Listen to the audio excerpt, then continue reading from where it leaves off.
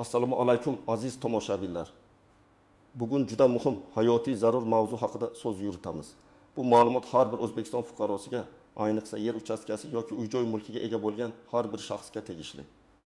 Bugun sizga shunday muhim ma'lumotlarni taqdim etamanki, ularni bilmaslik siz uchun juda jiddiy oqibatlarga olib kelishi mumkin. Hatto moliyaviy yo'qotishlar va mulkingizdan ayrilishgacha borishi ehtimoli bor. Shuning uchun iltimos ushbu videoni oxirigacha diqqat bilan tomosha qiling, har bir so'zga e'tibor bering. Hozirdayoq kanalimizga obuna bo'ling va videoga like bosing.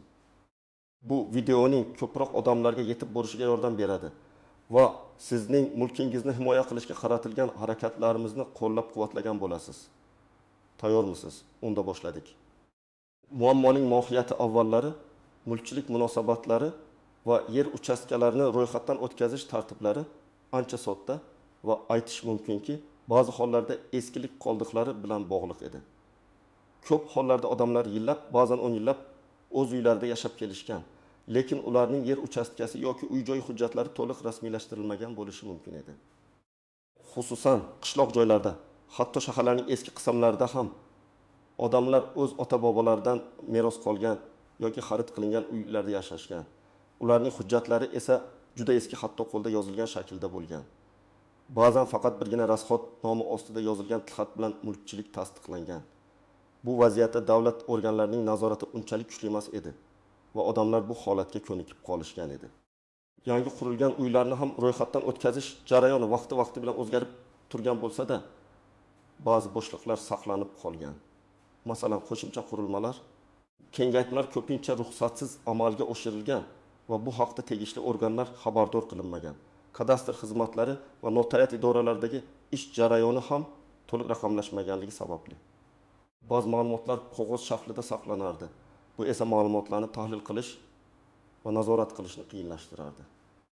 Qisqacha qilib aytganda, tizim yetarli darajada shaffof emasdi va ko'plab qonunchilikdagi bo'shliqlar mavjud edi. Bu esa mulk egalariga qonuniy mas'uliyatdan qochish imkonini berardi. Endi esa vaziyat tubdan o'zgardi va o'zgarishda davom etmoqda. Davlatimizda yer munosabatlari va mulkchilik huquqlarini raqamlashtirish, shaffoflashtirish va tartibga solish bo'yicha juda keng ko'lamli ishlar amalga oshirilmoqda. Bu jarayonning asosiy maqsadi mulk egalarining huquqlarini himoya qilishni kuchaytirish, mulk bilan bog'liq firibgarliklarni oldini olish va davlatning yer resurslaridan samarali foydalanishini ta'minlashdir. Yangi tizimda har bir yer uchastkasi va undagi bino inshoot haqidagi ma'lumotlar yagona elektron bazaga kiritilmoqda. Bu degani, endilikda sizning mulkingiz haqidagi har bir ma'lumot uning tarixiy egalari joylashuvi raqamli tizimda aks etadi. Oldingi kabi qog'oz hujjatlarning yetishmasligi yoki chalkashligi qabul qilinmaydi. Kadastr agentligi, davlat xizmatlari markazlari va notariat idoralari o'rtasida ma'lumot almashinuvi to'liq integratsiyalashgan. Bu esa har qanday mulk bilan bog'liq operatsiyalarni tezkor va shaffof amalga oshirishga imkon beradi. Shu bilan birga noqonuniy qurilishlar, ruxsatsiz kengaytmalar va yer uchastkalarini noto'g'ri foydalanishga qarshi kurash keskin kuchaytirildi. Maxsus dronlar, sun'iy yo'ldosh tasvirlari va zamonaviy texnologiyalar yordamida hududlar doimiy nazorat qilib borilmoqda. Bu esa avvallari e'tibordan chetda qolgan ko'plab muammolarni yuzaga chiqarmoqda va ularni hal etishni talab qilmoqda. Shuning uchun tayyorlaning deganimning sababi ham shunda, endi eskicha ishlashning iloji yo'q. Birinchi asosiy qism. Batafsil tahlil. Nima bilish kerak? Kim xavotir olish kerak va kim xavotir olmasa ham bo'ladi? Mulkchilik huquqingizni tasdiqlovchi hujjatlaringizning qonuniy kuchga ega ekanligiga to'liq ishonchingiz komil bo'lishi kerak. Bu degani sizning kadastr pasportingiz bor yo'qligi, undagi ma'lumotlar haqiqatga to'g'ri kelish-kelmasligi va mulk obyektining texnik holati bilan mos kelishi juda muhim. Agar bu hujjatlar yo'q bo'lsa yoki eskirgan bo'lsa, sizda jiddiy muammolar yuzaga kelishi mumkin. Kim xavotir olish kerak? Bino hujjatlar eski, qisman yoki umuman mavjud bo'lmagan mulk egalari. Misol keling, Toshkent viloyatining qishloq tumanlaridan birida yashovchi 75 yoshli Omon ota va Fotima momo oilasini tasavvur qilaylik. Ular 1970 yillardan beri otasidan qolgan eski hovlida yashab kelishadi. O'sha paytda yer uchastkasi uchun qishloq kengashi tomonidan berilgan bir dona ajratma qaroridan boshqa hech qanday hujjatlari yo'q. Bu hujjatda yerning taxminiy o'lchamlari ko'rsatilgan. ammo aniq chegaralar va binolar tasvirlanmagan. Keyinchalik ular hovliga oshxona va bir nechta yordamchi binolar qurishgan. Ammo bu qurilishlar uchun hech qanday ruxsatnoma olinmagan va kadastr hujjatlariga kiritilmagan. Hozirgi kunda ularning nevarasi chet eldan kelib uyning hujjatlarini tartibga solishga urinib ko'rsa, ma'lum bo'ladiki, bu uy rasman ro'yxatdan o'tmagan, yerga egalik huquqi ham aniq tasdiqlanmagan. Texnik pasport umuman yo'q. Vaziyat shu darajaga yetishi mumkinki, agar ushbu yer uchastkasi xaritasiga ko'ra kadastr tizimiga kiritilmagan bo'lsa, davlat uni bo'sh yer sifatida ko'rib, boshqa maqsadlar uchun ajratishi mumkin. Oqibat esa shunday bo'lishi mumkinki, Omon ota va Fotima momo yashab turgan uy joylari bo'yicha egalik huquqini to'liq isbotlay olmaganliklari sababli ularning mulki hatto o'nlab yillar davomida egalik qilgan bo'lsalar ham noqonuniy deb topilishi mumkin. Bu esa ularga 5 million so'mdan 25 million so'mgacha jarima solinishiga olib kelishi mumkin. Shuningdek, binoni qonuniylashtirish yoki butunlay buzish talab etilishi ham mumkin. Eng yomoni, yer davlat tasarrufiga o'tkazilishi xavfi mavjud. Ikki o'zboshimchalik bilan qurilgan yoki ruxsatsiz kengaytirilgan mulk egalari. Misol 2. Tasavvur qiling, yosh oila 2010 yilda shaharning yangi qurilgan tumanlaridan birida yer uchastkasi sotib olgan. Ular yerga egalik huquqini belgilovchi davlat orderini olgan va uyning loyihasini tasdiqlatgan. Ammo keyinchalik oilaning ehtiyojlari ortib borishi bilan ular dastlabki loyihadan chekinib, hovlining bir qismida qo'shimcha yozgi oshxona, basseyn va garaj qurganlar. Bu qurilishlar uchun tegishli ruxsatnomalar olinmagan va kadastr hujjatlariga o'zgartirishlar kiritilmagan. Ya'ni ularning texnik pasportida faqat dastlabki loyiha bo'yicha uyning o'zi ko'rsatilgan. Bugungi kunda kadastr agentligi dronlar yordamida hududlarni monitoring qilayotganda ularning uydagi ruxsatsiz qurilmalar aniqlangan. Natijada ushbu oilaga 10 million so'mdan 25 million so'mgacha miqdorda jarima solinishi mumkin. Bundan tashqari, ulardan qo'shimcha qurilmalarni qonuniylashtirish talab qilinadi. Bu esa loyihalash ishlarini qayta qilish, ruxsatnomalar olish va barcha xarajatlarni o'z ichiga oladi. Agar ular qonuniylashtirishni rad etsalar yoki talablarga javob bermasalar, bu inshootlar sud orqali buzdirilishi ham mumkin. Bu esa oilaga juda katta moddiy zarar keltirishi aniq. O'tib meros qilib olingan mulkni o'z nomiga to'liq rasmiylashtirmagan fuqarolar. Misol uchun, Samarqandda yashovchi Ahmad aka va Dildora opa 2011-yilda otalaridan vafotidan so'ng katta hovlini meros qilib olganlar. Notarial idorada meros huquqi to'g'risidagi guvohnomani rasmiylashtirishgan, ammo shu bilan kifoyalanishgan. Ular uy-joyning kadastr hujjatlariga o'zgartirish kiritib, uni o'z nomlariga qayta rasmiylashtirish jarayonini oxiriga yetkazmaganlar. Natijada davlat ma'lumotlar bazasida uyning egasi hanuzgacha vafot etgan otalari bo'lib turibdi.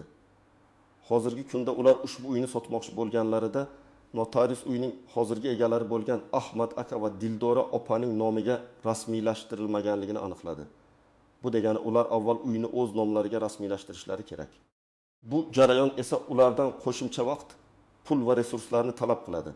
Chunki bu holatda eskirgan hujjatlarni yangilash, kadastr pasportini qayta chiqarish va meros huquqini to'liq amalga oshirish zarur bo'ladi. Bu muammo ko'pincha mulkning sotilishini yoki boshqa turdagi operatsiyalarni kechiktiradi va ba'zan bitimning buzilishiga olib kelishi mumkin. Bu holatda agar uzoq vaqt davomida mulk egasiz qolgan deb hisoblansa, davlat tomonidan o'zlashtirilishi xavf ham yuzaga kelishi mumkin. Garchi bu kam uchraydigan holat bo'lsa-da, kim xavotir olmasa ham bo'ladi. Agar sizning mulkingiz uchun barcha hujjatlar, jumladan kadastr pasporti, yer egalik huquqini tasdiqlovchi hujjatlar, qurilish ruxsatnomalari mavjud bo'lsa va bu hujjatlar mulkning haqiqiy holatiga to'liq mos kelsa, shuningdek barcha qurilishlar qonuniy asosda amalga oshirilgan bo'lsa, sizda xavotir olishga asos yo'q. Davlatning yangi tizimi sizning mulk huquqingizni mustahkamlashga qaratilgan. Ammo shuni unutmangki, har bir mulkdor o'z mulkiga oid ma'lumotlarning kadastr agentligining yagona aks ettirilganligini tekshirishi va agar kamchiliklar bo'lsa, ularni bartaraf etish shart. Faqat shunda siz to'liq xotirjam bo'lishingiz mumkin. Ikkinchi asosiy qism istisnolar, tuzoqlar va noaniq nuanslar. Hech qanday qonun mutlaq emas va ba'zi istisnolar yoki nozik jihatlar mavjud bo'ladi. Mulk huquqini rasmiylashtirishda ham shunday holatlar bor. Eski qonun hujjatlari bo'yicha rasmiylashtirilgan mulklar. Ba'zi mulklar juda eski davrlarda, masalan, va masalan 1990 yillardan oldin ajratilgan va o'sha davr qonunlari bo'yicha rasmiylashtirilgan bo'lishi mumkin. Bunday hujjatlar masalan tuman hokimligi yoki qishloq kengashining eski qarorlari, orderlar yoki ajratma buyruqnomalari bugungi kunda ham ma'lum bir darajada huquqiy kuchga ega. Biroq muammo shundaki, bu hujjatlarda ko'pincha aniq yer chegaralari, koordinatalari yoki bino inshootlarining batafsil tasnifi mavjud emas. Ya'ni 10 sotiq yer deb yozilgan bo'lishi mumkin. Lekin bu yerning aniq qayerda joylashgani, qo'shnilar bilan chegaralari qanday ekanligi to'liq ko'rsatilmagan bo'lishi mumkin. Yangi kadastr tizimi esa barcha ma'lumotlarni to'liq aniqlik bilan geoma'lumotlar bilan talab qiladi.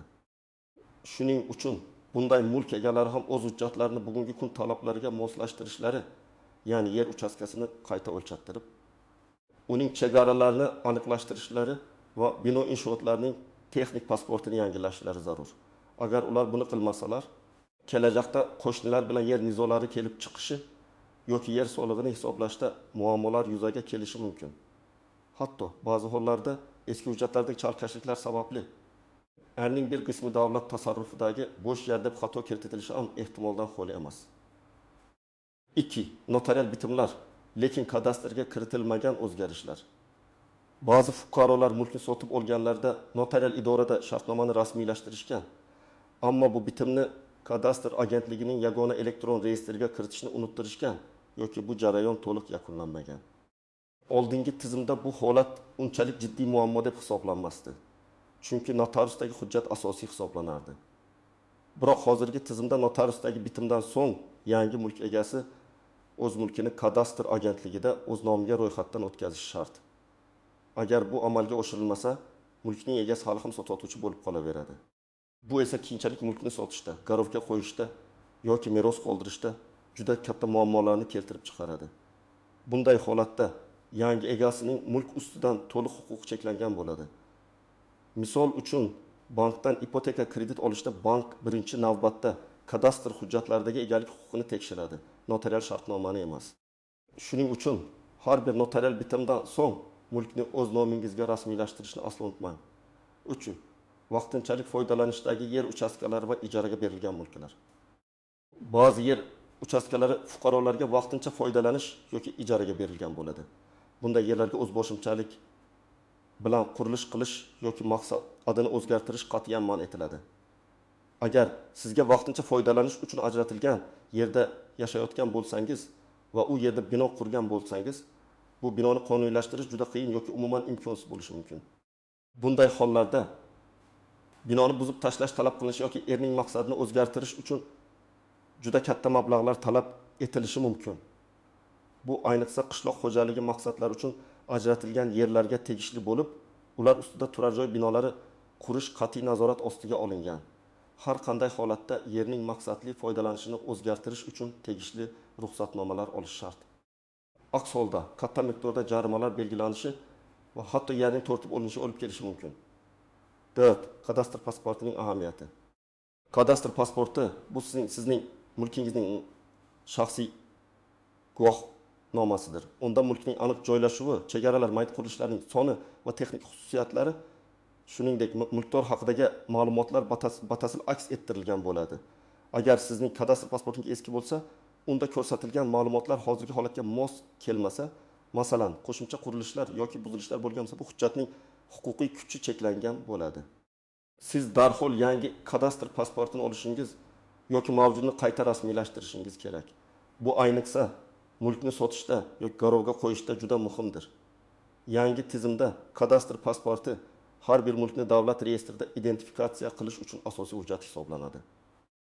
Amaliy maslahatlar. Nima qilish kerak? Sizga ushbu murakkab jarayondan oson o'tish va mulkingizni himoya qilish uchun aniq bosqichma-bosqich ko'rsatmalar beraman. Mavjud hujjatlaringizni to'plang va ularni diqqat bilan ko'zdan kechiring. Birinchi navbatda sizning uy joyingiz yoki yer uchastkangizga oid barcha hujjatlarni bir joyga to'plang. Bular quyidagilar bo'lishi mumkin. Kadastr pasporti agar mavjud bo'lsa, yerga egalik huquqini tasdiqlovchi hujjat, davlat orderi, qaror, guvohnoma, oldingi bitim shartnomalari, masalan sotib olish-sotish, hadya ayirboshlash shartnomalari, meros huquqi to'g'risidagi guvohnoma, agar mulk meros qilingan bo'lsa, qurilish uchun ruxsatnomalar va obyektni foydalanishga qabul qilish dalolatnomalari agar mavjud bo'lsa, turar joyga egalik huquqi haqidagi arxiv ma'lumotnomalari, eski kitoblar, ro'yxatga olish yozuvlari. Barcha hujjatlarni jadvallar yordamida tartibga soling, ularning sanalarini va kim tomonidan berilganligini tekshiring. Hujjatlarda imzo va muhrlarning aniq ekanligiga ishonch hosil qiling. 2. Kadastr agentligining yagona elektron bazasidagi ma'lumotlarni tekshiring. Eng muhim qadamlardan biri bu sizning mulkingiz haqidagi ma'lumotlar davlat kadastrlari palazasida yagona elektron bazasida qanday? Buning uchun siz yagona interaktiv davlat xizmatlari portali my.gov orqali yoki davlat xizmatlari markazlari orqali mulkingiz haqidagi ma'lumotlarni so'rashingiz mumkin. Siz shunchaki shaxsingizni tasdiqlovchi hujjat, pasportingiz bilan murojaat qilasiz va kadastrga tegishli ma'lumotlarni, jumladan mulkning kadastr raqamini so'raysiz. Maxsus elektron xizmatlardan foydalanib, masalan, kadastr agentligining rasmiy saytida mulkingizning joylashuvi, maydoni va egasi haqidagi ochiq ma'lumotlarni tekshirishingiz mumkin. Mulkingizning kadastr raqami orqali ushbu ma'lumotlarga kirish imkoniyati mavjud. Agar kadastr agentligining ma'lumotlarida biron bir noto'g'rilik yoki yetishmovchilik bo'lsa, masalan, sizning nomingizda bo'lgan uy boshqa shaxsga tegishli deb ko'rsatilgan bo'lsa yoki yerning maydoni noto'g'ri bo'lsa, darhol choralar ko'rishingiz kerak. 30. Texnik inventarizatsiya va yangi kadastr pasporti olish. Agar sizning hujjatlaringiz eskirgan bo'lsa, mulkda o'zgarishlar, qurilish, buzilish, kengaytirish bo'lgan bo'lsa yoki umuman kadastr pasportingiz bo'lmasa, darhol kadastr agentligiga murojaat qilib, texnik inventarizatsiya, o'lchash xizmatiga buyurtma bering. Qayerga borish kerak? Davlat xizmatlari markazlariga DXM yoki kadastr agentligining hududiy bo'limlariga murojaat qilishingiz mumkin. Qanday hujjatlar kerak bo'ladi?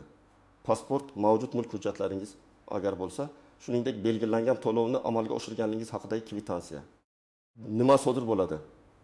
Kadastr xodimi sizning mulkingizga kelib uni o'lchaydi, barcha binolarni xaritalaydi, yer chegaralarini aniqlaydi va zarur texnik o'lchovlarni amalga oshiradi.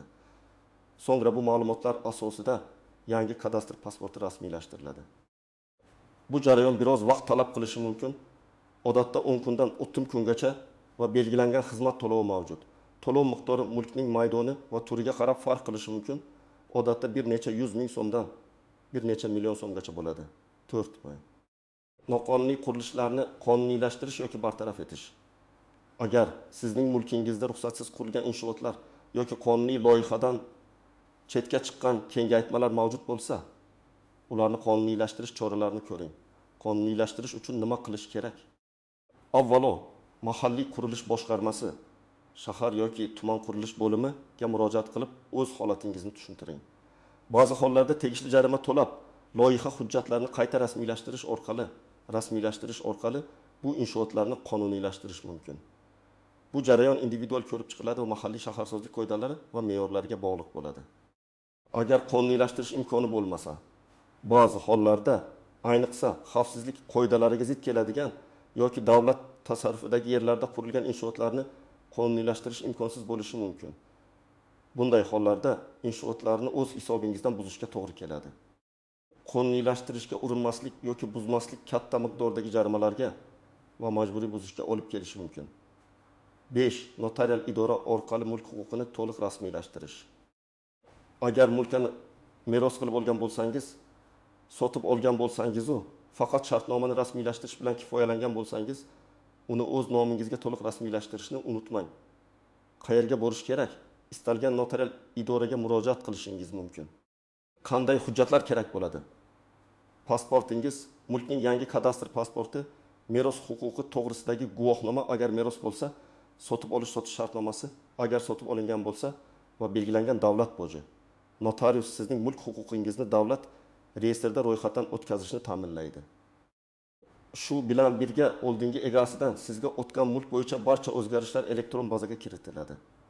6. Doimiy monitoring va maslahat. Mulk bilan bog'liq qonunchilik tez-tez o'zgarib turadi. Shuning uchun yangiliklardan xabardor bo'lib turish, vaqti bilan kadastr agentligi yoki davlat xizmatlari markazlaridan maslahat olish juda muhim. Agar sizda biron bir noaniq savol bo'lsa, mutaxassisdan maslahat olishdan aslo tortinmang. Bu sizni kelajakdagi jiddiy muammolardan qutqarib qolishi mumkin. Xulosa va yakuniy chorlov aziz do'stlar. Bugun men sizga mulkchilik huquqingizni himoya qilish va kelajakdagi muammolarni oldini olish uchun juda muhim ma'lumotlarni taqdim etdim. Yodingizda tursin, bilmaslik javobgarlikdan ozod qilmaydi. O'z mulkingizga beparvo bo'lmang. Uning hujjatlarini bugungi kun talablariga moslang. Bu sizning oilaviy tinchligingiz va moliyaviy barqarorligingiz garovidir. Hozirda davlat tomonidan mulk egalariga hujjatlarni tartibga solish uchun ma'lum imkoniyatlar berilmoqda, ammo bu muddat cheklangan. Vaqtingizni zoya ketkazmang. Umid qilamanki, ushbu video siz uchun foydali bo'ldi. Sizning fikringiz biz uchun juda muhim.